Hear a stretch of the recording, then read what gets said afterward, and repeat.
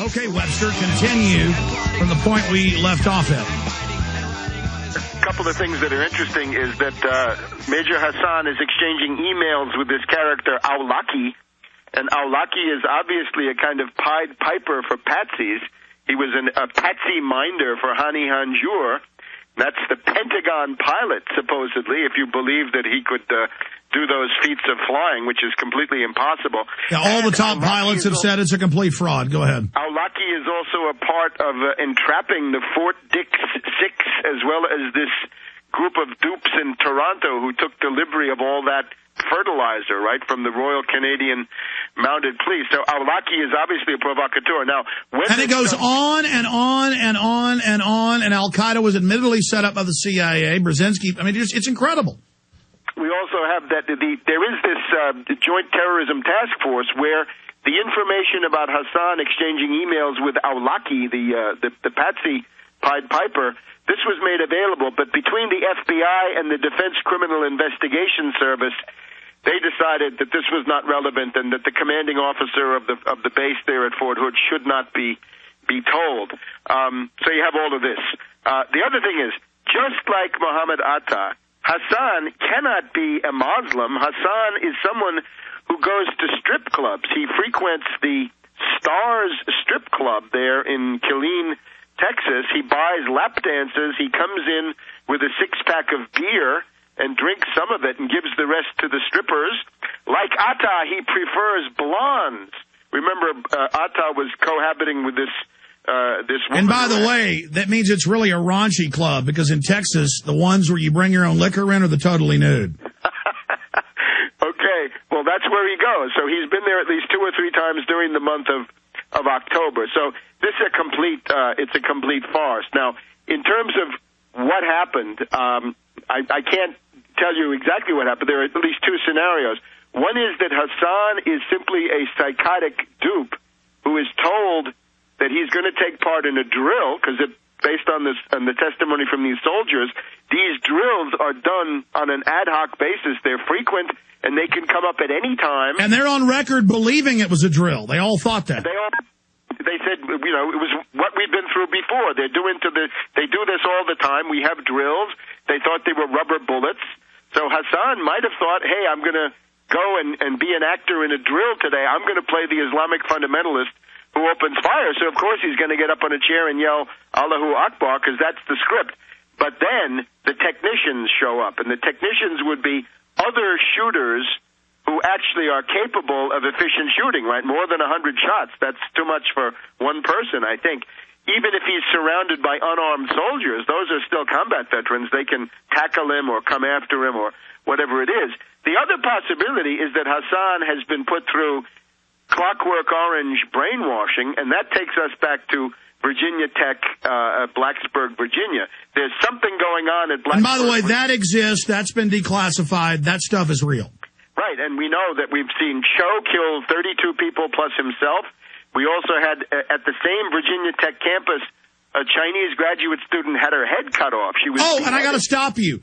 This was confirmed. We first reported it here from students that live there. They kept having Marine Corps drills with the Marine Corps ROTC of shooting drills and takeovers, and people thought that was happening again. Very, very, very interesting. And then, of course, there was also recently 2 murders at Virginia Tech in August. So Virginia Tech is one strange place. So that would be the possibility that Major Hasan had been put through some kind of heavy-duty Clockwork Orange brainwashing so that he was a Manchurian candidate, and if you tell him the code word, he starts shooting. That's possible. But even there, he could be like Sirhan. All indications are Sirhan really had a gun and really shot, but that wouldn't have been enough. In other words, and by the way, the L.A. Police Department, for those that don't know, the coroner, they all said it was not the caliber that RFK was shot with. He was shot in the back. Turns out that guy was CIA. Other CIA people were photographed there. This is even mainstream news now that Sirhan was a patsy.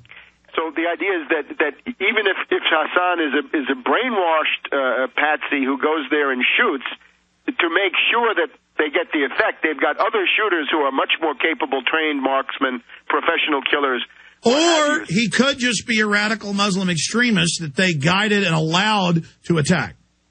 It's possible, though. I think that's probably the least likely. But we know they knew, according to their own story, and let him do it.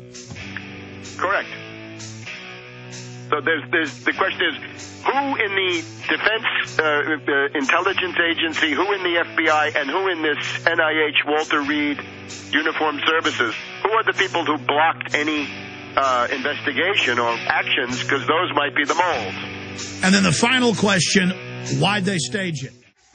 You have to understand that in all of these events, when it's staged, it's the same M.O., the same handlers. The drill on 7/7, where the exact same trains, exact same bus were bombed at the exact same time, exact same locations. I played the clip earlier of Visor Consultancy head admitting the government hired him to do it. That way there's a smoke screen. That way if the patsies get caught by the wrong group, they just say it's part of a drill. That way if the operatives, the technicians get caught, they just say they were part of the drill. They use the drills to smoke screen the NSA and other compartments that may pick up the chatter. All right, we got about 4 or 5 minutes left here, Webster. The motive, obviously, morale's low in the military. Obama's launching a major escalation of 40,000 troops to the already 300,000 troop force of international U.S. and Afghan troops, 12-1 against the Taliban, i.e. anybody that doesn't pay their opium cut to the central banks. This is a way to relaunch the war, relaunch the idea that we're under attack, like the staged attack on the Pentagon on 9/11. This is a way to reignite the fear. We've seen other patsies lately where the FBI recruits them, cooks the bomb, trains them, tries to get them to bomb buildings in Illinois and other states. Same replay, building up to another false flag, creating the illusion that we need to keep these wars going. Webster Tarpley, what's the modus operandi for this false flag? I think for now the goals are two things. The first is that Obama is stalling. Obama really is dithering, and there really is a faction fight, I think, in the administration.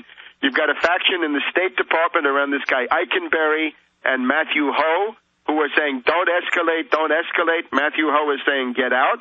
That represents a body of opinion in the State Department. You've even got Biden, who says, don't send more troops, just send more Predator drones. So I think the rogue network, meaning this Wall Street conglomerate, is saying, let's push Obama into complete escalation. We want Obama as a warmonger. Remember, the goal of that is to break up Pakistan. If you break up Pakistan, you're threatening China, and you're also threatening Iran. So it's a geopolitics. And notice this is all being launched right as the news show trial for the 9/11 patsies, where they admit they've been torturing and threatening to torture their children to get them to confess to building bombings where buildings didn't exist when they were arrested. Just totally made up. The other thing, of course, is that Obama is worried about his own political future, and that does play a role, although not the major role. But is this a test to test the waters for a bigger false flag? It could be, but let me get to this point. Obama's basically saying, if I do this, I'm going to lose my whole left wing. And in fact, there's going to be an emergency anti-war demonstration here in Washington on December 12th in Lafayette Park at the White House. So Obama's going to hear protests through his own windows, which has been a rare event up to now. The other thing is that you have the anti-Obama opposition growing. The rogue network would like to endow that opposition with Islamophobia, hatred of Arabs, hatred of Muslims, and so forth. You look at what Limbaugh, Hannity, O'Reilly, Glenn Beck, and so forth are doing. This is now straight, delirium of hatred against Islam. Now, a third level, maybe the higher level, is that we also have this dollar crisis going on, and there may be a group in the ruling elite that can control this rogue network saying, look, we've got to do something to save the dollar. Forget geopolitics. Let's look at the dollar. Let's have a big shooting incident in the Persian Gulf. Let's have the Straits of Hormuz closed. Let's have a catastrophe in terms of world oil supplies. That's going to be bad for China. That's going to be bad for Japan. And you'll have the flight to safety, the flight of all the hot money in the world into the dollar, which is the likely result of a crisis of that magnitude still today, they think at least. And by the way, Reuters today, IMF head eyes global currency change presses on yuan. The imperative of greater global currency stability means the world can no longer rely, as it's done since the end of the gold standard, on currency issued by a single country, the head of the IMF said on Tuesday. That's Dominique Strauss-Kahn, the Bilderberg Group member. And there's all this propaganda about how this has got to happen. Webster, this is too important. Let me have the guys talk to you off air for a part 2 on the dollar and your breakdown on the different options the controllers have and what cards you think they're going to play in the near future. But I really want to thank you for the amazing piece that you wrote and sent to us to post at Infowars.com. Major Hasan on Fort Hood, a Patsy and a drill gone live. You've only seen the tip of the iceberg with Webster in the last 30 minutes here. Be sure and visit Infowars.com or WebsterTarpley.com or the other sites to read this for yourself. Webster, let me put you on hold, have the crew talk to you. If you can come back on for another 30 minutes later on the week, just on the dollar, a separate subject. Thank you so much for your penetrating analysis. All right. There goes Webster Griffin Tarpley.